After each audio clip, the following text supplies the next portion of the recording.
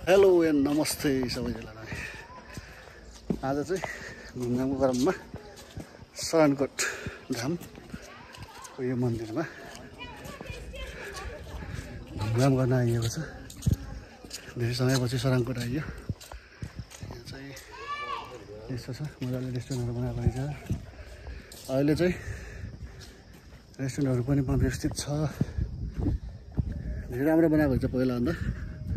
र विशेष गरी यहाँ चाहिँ गणेशको ठुलो मूर्ति बनाएको छ, त्यही भएर आएको आज। यो चाहिँ अब रेस्टुरेन्ट है, टप भ्यू रेस्टुरेन्ट। यहाँ त मजाले देखिन्छ दृश्यहरू, बन्द रहेछ मजाले।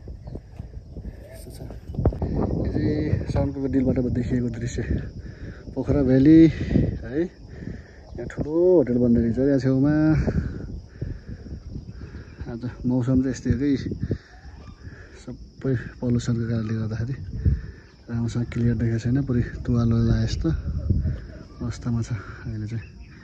र अहिले चाहिँ हामी शरणकोटको गेटमा प्रवेश गर्दैछौँ। अब यहाँ चाहिँ ठुलो गणेशको मूर्ति बनाइएको छ। अब म यहाँभित्रको दृश्य तपाईँहरू देखाउने छु है त। ओके, यो चाहिँ गणेशको मूर्ति होइन, सबभन्दा गणेशको मूर्ति, शरणकोटको गणेशको मूर्ति। यो चाहिँ शरणकोट धाम कति राम्रो बनाइएको छ अहिले चाहिँ टपमा। ल, आजको विशेष भनेको यही हो, यो गणेशको मूर्ति यस्तो बनाइएको छ है त। अब म देखाउने छु वरिपरिको। यहाँ चाहिँ गणेशको मूर्ति बनाइएको छ, यस्तो मजाले ठुलो मूर्ति बनाइएको छ। पहिला त थिएन, अहिले चाहिँ यस्तो बनाइएको छ, व्यवस्थित गरेको रहेछ। पहिलाको भन्दा धेरै व्यवस्थित बनाइएको छ, घुम्न लायकको बनाइएको छ। यस्तो राम्रो बनाइएको छ अहिले चाहिँ। डाँडातिर पनि ल हेर्नुहोस् यो मन्दिर। अस्तितिर आउँदा चाहिँ हामी 1 वर्ष अगाडि आउँदा चाहिँ यहाँ यो मन्दिर बनाउँदै थियो। अहिले चाहिँ यस्तो राम्रो बनाइएको छ।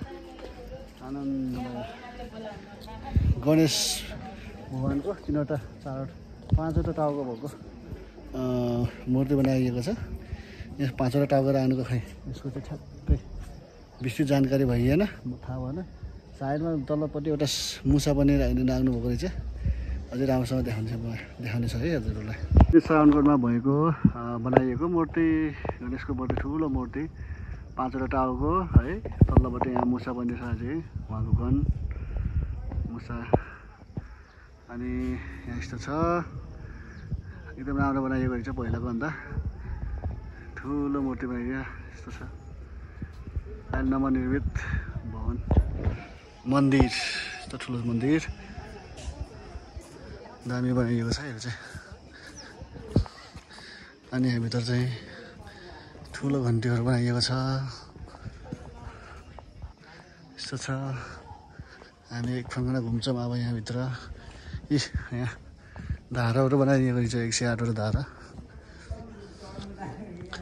धारा बनाइएको छ। यहाँ अनि यस्तो हिमालहरू, छराहरू डेकोरेसन गरिएको रहेछ। यहाँ चाहिँ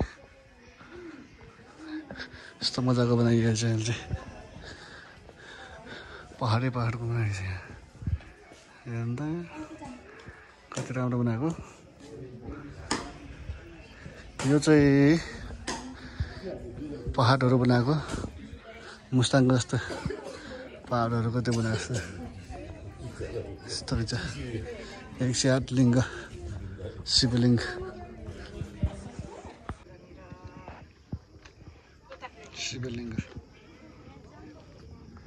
अनि यहाँभित्र चाहिँ बस्ने ठाउँहरू बनाइएको रहेछ। जुत्ता चप्पल बाहिर राखेर भित्र बस्ने ठाउँ बनाएको रहेछ। चाहिँ मन्दिर यस्तो छ, पछाडिबाट देखिएको दृश्य।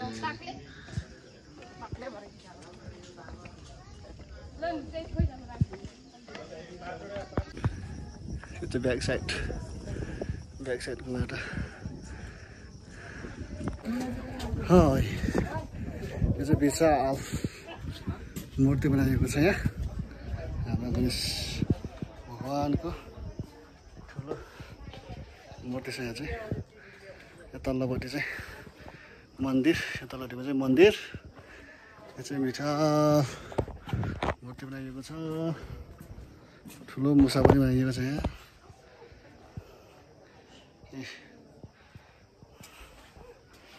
यस्तो छ यहाँको दृश्य जस घुम्ने ठाउँ चाहिँ मजा आइयो शिवजीको बानी शिवजी पछि अब यहाँ गणेशको सरानकोटमा है सरानकोटको मन्दिर